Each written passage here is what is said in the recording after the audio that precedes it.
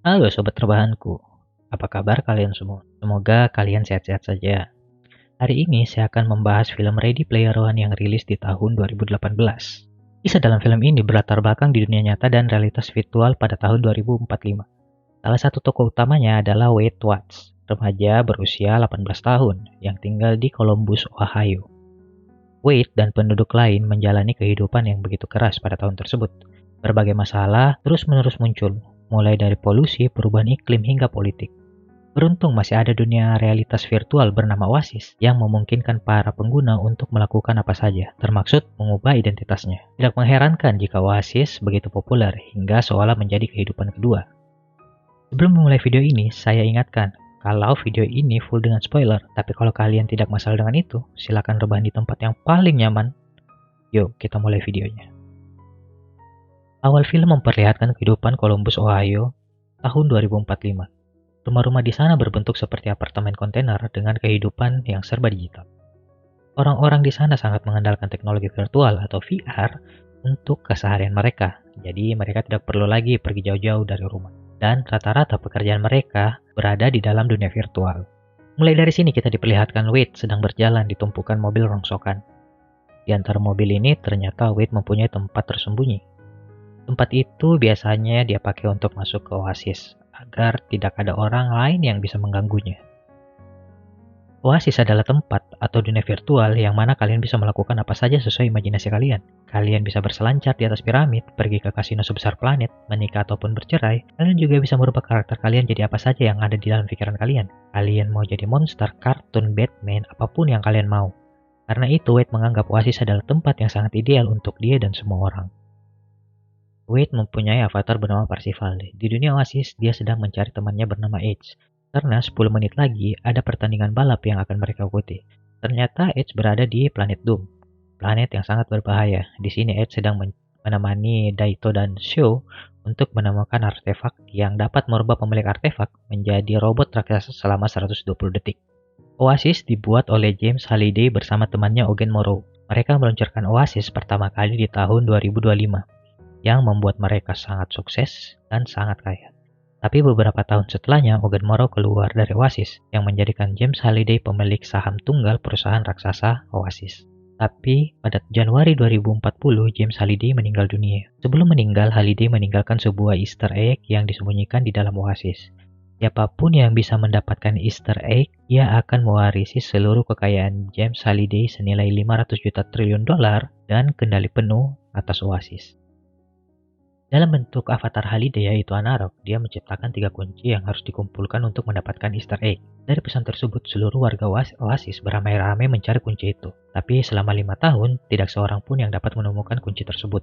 Salah satu tantangan untuk menemukan kunci itu telah dipecahkan oleh Gunter. Gunter adalah sebutan para pemburu Easter egg seperti Wade, Edge, Cho, Daito, dan Sixter. Sixter adalah player yang bekerja untuk IOI, atau Industri Online Inovatif, perusahaan milik Nolan Sorrento yang berusaha keras memecahkan petunjuk Halliday dan berusaha menguasai Oasis. Tantangan pertama adalah sebuah balap yang sangat ekstrim, karena tidak mempunyai aturan apapun untuk memenangkannya. Semua senjata, peralatan, dan cara apapun diperbolehkan untuk memenangkan balapan ini. Sebelum balapan dimulai, Wade melihat seorang perempuan yang mengendarai motor. Dia tahu kalau itu adalah Artemis, salah satu streamer favoritnya. Dan tantangan pun dimulai. Baru saja balapan dimulai, sudah banyak player yang tumbang karena kecelakaan, terkena jebakan, atau disingkirkan oleh player lain. Di tengah balapan terjadi persaingan sengit antara Artemis dan beberapa Sixter.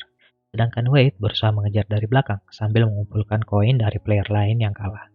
Hampir seluruh pembalap berhenti karena kalah dan mendapatkan jalan buntu. Hanya tersisa Wade dan Artemis di depan. Ketika Wade hampir memenangkan balapannya, dia sadar kalau itu hanyalah jebakan. Dengan cepat, dia menghentikan Artemis yang berada di belakangnya. Dan benar saja, seekor King Kong menghancurkan motor Artemis. Artemis sangat kesal karena motornya dihancurkan oleh King Kong. Wade menawarkan untuk membawa motornya ke Edge, karena Wade tahu Edge dapat memperbaiki motor itu. Sesampainya di marka Edge, Artemis sangat kaget karena Edge sedang membangun Iron Giant. Edge meminta motor Artemis untuk diperbaiki. Akhirnya Wade berbincang dengan Artemis.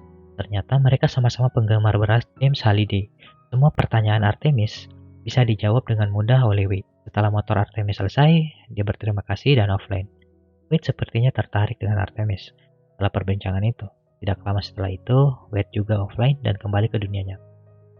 Di sini perlihatkan Wade yang tinggal bersama Bibi dan pacar Bibinya. Pacar Bibi Wade sangat kesal kepada Wade karena memberikan sarung tangan yang jelek sehingga dia harus kehilangan semua koinnya. Bibi Wade keluar dan sangat kesal karena semua uang yang dia kumpulkan untuk memperbaiki rumah harus habis di tangan pacarnya. Setelah perdebatan yang cukup panjang dan cukup tegang, Wade meminta untuk mengeluarkan pacarnya dari rumah. Ternyata Bibi Wade tidak hanya akan mengusir pacarnya, tapi akan mengusir Wade di suatu hari nanti. Wade yang mendengar itu sangat kesal. Wade pun pergi dari sana dan kembali ke Oasis.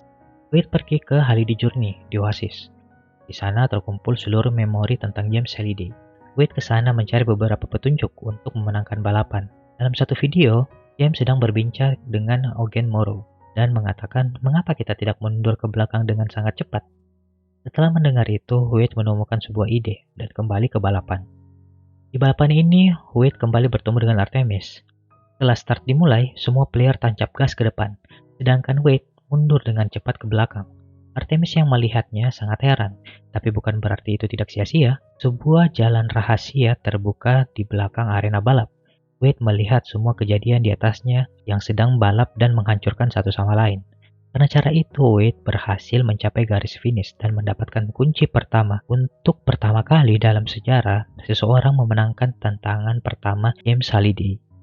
Nolan, CEO dari IOI, mendengarkan kemenangan Wade, dan dia sangat kesal dengan hal itu. Nolan pergi menemui salah satu koleganya di Oasis yang bernama Aerox.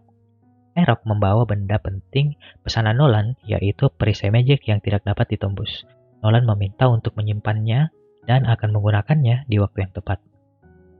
Sebelum pergi, dia meminta ke Aerox untuk membunuh karakter Wade agar papan skor tetap kosong. Di sisi lain, Wade membocorkan rahasia memenangkan tantangan pertama kepada teman-temannya. Satu persatu dari temannya akhirnya mendapatkan kunci dan petunjuk pertama. Wade kembali ke Holiday Journey. Tak disangka ternyata Wade menjadi sangat terkenal karena berhasil menjadi orang pertama yang memenangkan tantangan balap. Di tengah kerumunan, Artemis menyelamatkan Wade. Mereka berdua bersama-sama mencari petunjuk yang kedua. Wade menyadari sesuatu dari petunjuk sebelumnya. Dia mencari rekaman yang menyebutkan nama Karen Underwood. Dia adalah mantan kekasih Halliday, tapi Karen menikah dengan Eugene Morrow. Di sini Wade mengatakan hanya ada satu video yang menyebutkan nama Karen Underwood. Sang penjaga perpustakaan tidak percaya dengan perkataan Wade. Akhirnya, Wade taruhan dengan penjaga perpustakaan. Dan benar saja, hanya ada satu video yang mengucapkan kata Karen Underwood. Wade diberikan satu koin karena memenangkan taruhan. Besokannya Artemis mengajak Wade ke planet dansa. Sepertinya dia mendapatkan sebuah petunjuk. Wade yang sedang pusing ingin memakai kostum apa diingatkan oleh Edge agar berhati-hati dengan Artemis. Dan jangan terbawa suasana, karena bisa saja Artemis adalah seorang laki-laki gendut yang memanfaatkan Wade. Sesampainya di planet dansa, Artemis mengagetkannya dari belakang. Dia berasumsi kalau tantangan berikutnya adalah dansa. Karena pada saat Halliday berkencan dengan Karen, dia mengajak Karen untuk nonton film horor. Sedangkan Karen ingin pergi berdansa bersama Halliday. Akhirnya mereka berdua berdansa. Tapi di sana ternyata ada Aerox yang sudah menyadap pembicaraan mereka. Selagi Wade berdansa dengan Artemis, Wade mengungkapkan perasaannya ke Artemis dan mengajak Artemis bertemu langsung di dunia nyata. Wade juga menyebutkan identitas aslinya dan membuat Artemis sangat marah. Aerox yang lagi mengintai mereka juga mengetahui identitas asli Wade dan melaporkannya langsung ke Nolan. Tak lama setelah itu, pasukan IOI datang menyerbu mereka berdua. Wade dan Artemis membalas serangan itu sambil berlindung di balik lantai dansa. Wade mengeluarkan sebuah kubus yang dapat mengembalikan waktu selama 60 detik. Berkat kubus itu, mereka berdua terselamatkan, tapi Artemis sangat kesal dengan Wade. Nolan yang sudah tahu identitas asli Wade menyuruh salah satu anak buahnya untuk pergi mencari Wade. Sedangkan Wade mendapatkan pesan dari Nolan untuk memintanya bertemu. Ketika Wade memakai perangkat VR-nya, dia langsung terhubung ke kantor Nolan. Nolan menawarkan jutaan dolar kalau Wade mau bekerja dengan IOI. Wade yang melihat kursi gaming Nolan yang sangat keren, dia sangat tertarik. Tapi Wade tidak semudah itu terpengaruh. Dia menolak tawaran itu dan mengatakan kalau saja bukan kau yang memimpin IOI, mungkin saya akan mempertimbangkannya. Karena tawaran Nolan ditolak, dia langsung mengancam Wade akan menghancurkan apartemen tempat tinggalnya. Mendengar hal itu, Wade langsung offline dan berlari menuju apartemen milik bibinya. Sampainya di sana, bom sudah meledak dan menghancurkan seluruh blok apartemen itu. Wade kembali ke markasnya dan memberitahu teman-temannya untuk berhati-hati. Tiba-tiba dari belakang muncul seseorang yang menculik Wade. Ternyata orang yang menculik Wade adalah kesuruhan dari Artemis. Artemis mengungkapkan nama aslinya adalah Samantha. Tapi biar enak kita tetap panggil Artemis saja. Wade melihat tanda lahir Artemis yang besar di matanya, tapi Wade tidak masalah dengan hal itu. Selagi berbincang-bincang, Artemis menemukan sebuah petunjuk yang dia yakin di sana tempat kunci kedua berada.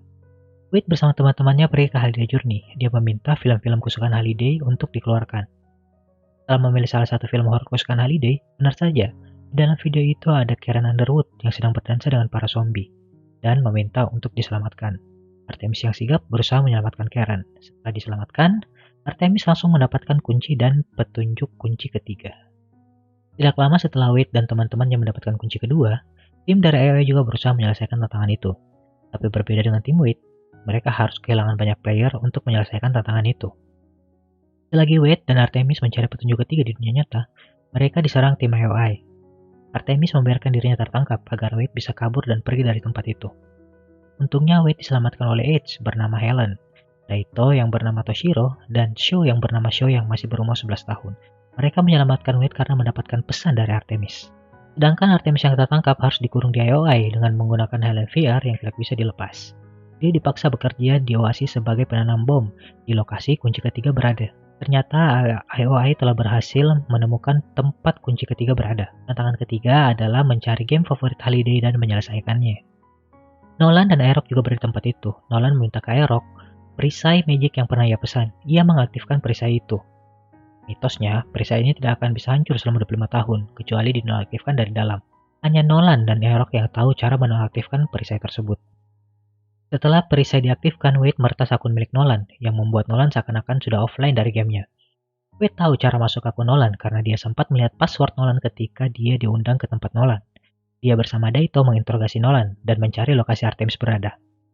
Setelah mendapatkan lokasi Artemis, Wade langsung memberikan arahan ke Artemis agar dia bisa keluar dari penjara AOI. Tidak lama kemudian, Nolan tahu kalau dia sedang diretas dan melepaskan VR-nya. Artemis pergi ke ruangan Nolan dan mencari tahu bagaimana cara menonaktifkan perisai itu. Setelah mendapatkan informasi yang dibutuhkan, dia langsung keluar dari sana. Di sisi lain, Wade pergi ke tempat tantangan ketiga berada. Dia meminta seluruh warga Oasis untuk membantunya melawan Nolan yang berusaha merubah Oasis dari mereka semua untuk lahan bisnis semata. Awalnya mereka ragu karena tak seorang pun yang datang. Tiba-tiba dari kejauhan terdengar gemuruh suara. Ternyata itu adalah warga Oasis yang siap berperang bersama Wade untuk melawan Nolan dan IOI. Artemis yang masih di dalam berusaha untuk menonaktifkan perisai itu. Dia mengirim drone dekat sumber perisai dan mengucapkan mantra untuk menonaktifkan perisai. Perisai itu pun lenyap. Perangan antara warga Oasis dan IOI pun tak terhindarkan. Seluruh warga Oasis menyerang ke tempat IOI. IOI juga berusaha mengerahkan seluruh kekuatannya untuk menghadang warga Oasis. Di sini terjadi peperangan yang sangat keren. Semua karakter game yang kalian ingat mungkin ada di peperangan ini. Wade bertemu dengan Artemis di medan perang. Artemis memberitahu Wade game apa yang harus dia mainkan agar bisa mendapatkan kunci ketiga. Tapi tak semudah itu untuk pergi ke tempat tantangan ketiga berada. Semua yang ada di sekitar mereka sedang berperang mati-matian di sana. Satu persatu dari player AOE kalah. Begitu pula dari sisi warga Oasis. Sedangkan di kehidupan nyata kita akan melihat setiap orang di sisi jalan sedang berperang menggunakan VR-nya. Mungkin di kehidupan kita bakalan gini kalau teknologi VR sudah sangat berkembang. Akhirnya Nolan ikut berperang. Dia menggunakan robot Mega Godzilla sebagai kendaraan perangnya. Edge yang menggunakan Iron Giant berusaha melawannya. Tapi sayangnya robot Nolan jauh lebih kuat daripada Iron Giant. Dari langit ada sebuah pesawat yang datang. Ternyata itu adalah Daito. Dia menggunakan artefak yang pernah ia menangkan untuk menjadi robot Gundam selama 120 detik. Di sini menjadi pertarungan yang sangat menarik antara Nolan dan Daito. Daito berusaha sekuat tenaga melawan Nolan menggunakan Gundamnya. Beberapa serangan diberikan ke Nolan hingga membuat robot Nolan rusak di beberapa sisi. Daito melakukan tugasnya dengan baik. Di detik-detik terakhirnya, Daito berusaha memberikan luka yang cukup serius ke Nolan, tapi Daito harus mati setelah mode robotnya berakhir. Ketika Wade dan Sho ingin melewati jembatan itu dihancurkan oleh Aerok. Edge yang masih sekarat datang ke sana dan merelakan Iron Giant-nya menjadi jembatan untuk Wade dan Sho. Aerok tidak tinggal diam juga. Dia menembaki jari-jari dari Iron Giant agar terjatuh. Shaw dengan cepat mengeluarkan salah satu senjatanya dan melemparkan ke tangan Aerok. Tangan Aerok pun putus dan pergi dari sana. Setelah melewati Aerok, Wade sadar kalau Artemis sedang dalam masalah di dunia nyata. Benar saja, Nolan sedang mencari Artemis yang sedang login di perusahaannya. Wade pun menembak Artemis agar Artemis bisa pergi dari perusahaan itu. Wade melemparkan granat ke portal tempat para Sixter keluar. Setelah melenyapkan semua player yang ada di depannya, Wade langsung menuju tempat tantangan ketiga berada.